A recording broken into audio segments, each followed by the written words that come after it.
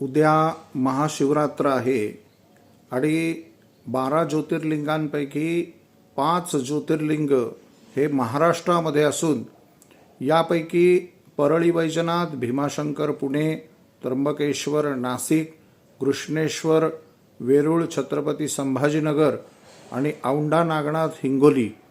परंतु परळी वैजनाथाच्या संदर्भामध्ये झारखंड सरकार सातत्याने प्रचार करत आहे की परळी हे वैद्यनाथ ज्योतिर्लिंग आमच्या राज्यात आहे। असं नसून परळी आपल्या महाराष्ट्रातलीच प्रथम ज्योतिर्लिंग त्या ठिकाणी आहे।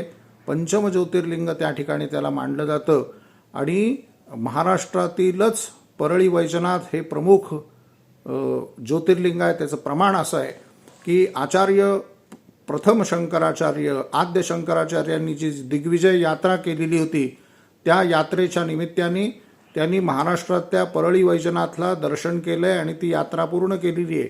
त्यामुळे आचार्यांचं प्रमाण जर आपण मांडलं तर ज्या ठिकाणी त्यांनी दिग्विजय करून 12 ज्योतिर्लिंगांचं दर्शन घेतलंय त्यामध्ये महाराष्ट्रातील परळी हे प्रधान असल्यामुळे झारखंड सरकारचा दावा हा फोल आहे।